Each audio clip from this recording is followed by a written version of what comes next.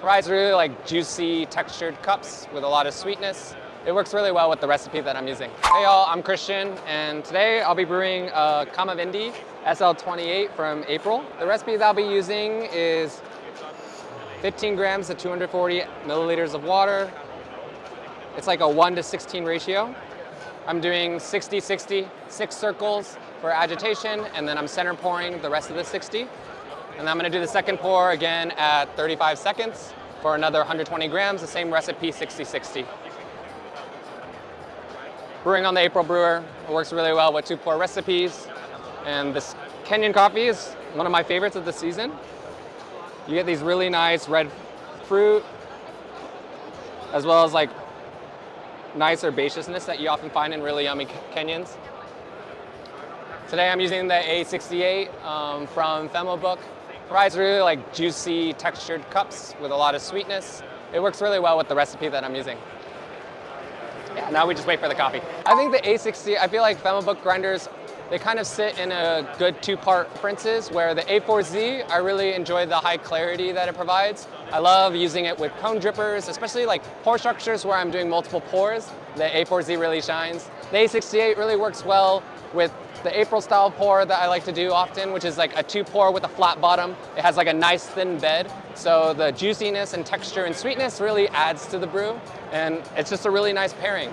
I think grinders are also always about pairing it with the right brewing method. And so it's nice to have the 2 different options. For the A4Z, I use this for Brewers Cup because I was using a very processed fruity coffee, and it really brought out a lot of clarity, as well as the fruited notes really were popped really nicely. I used it with an immersion type brewing, so it's just a good match, where if I'm using like percolation and I'm only doing 2 pours, I really need that like juiciness and texture that the A68 creates and the geometry of the fines it creates. And coffee's done.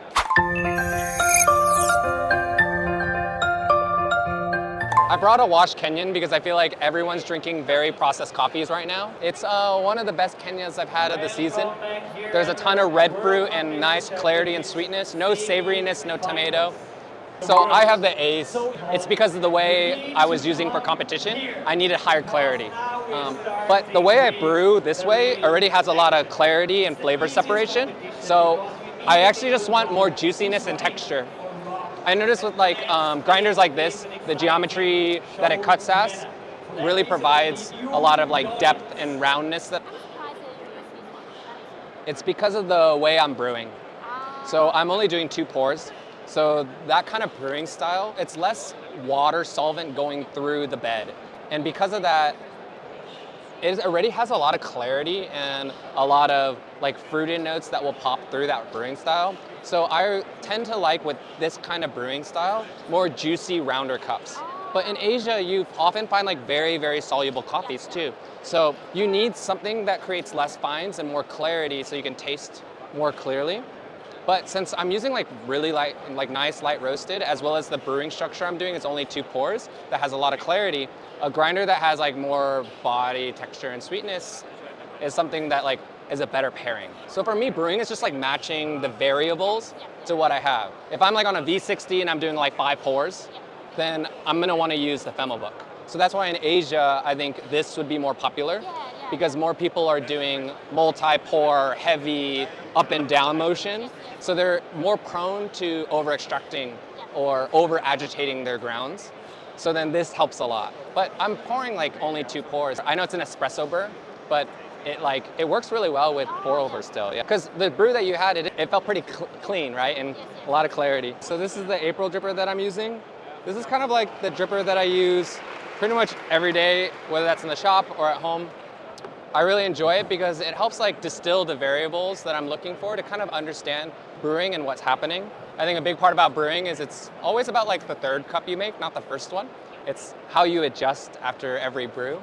And I really love this brewer because it works really nicely with a 2-pour structure. And so I'm able to really know what's happening after I brew and taste it to make adjustments.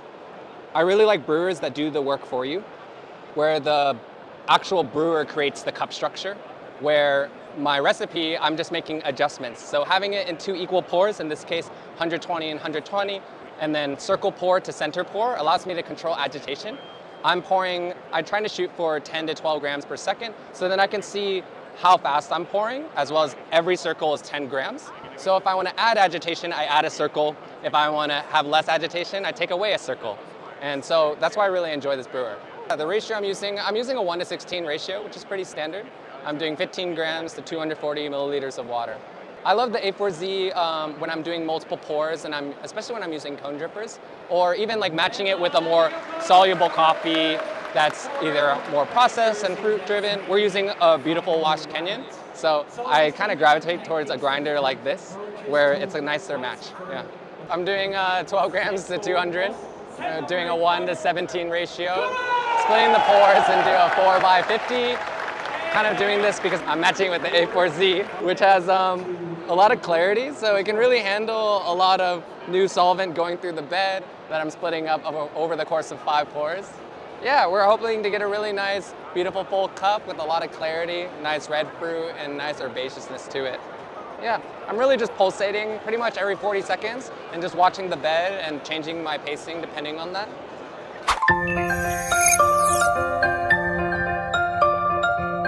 I think the biggest thing is the size is a huge factor. I think this kind of bridges the gap of electric grinders and hand grinders. A lot of times competitors were using like high quality hand grinders because we had to travel quite a bit. And we can't really bring these big bulky electric grinders. This is super nice where it's like battery powered and I can bring this to competition. So it really kind of creates a lot of consistency as well as a motor that is a low RPM.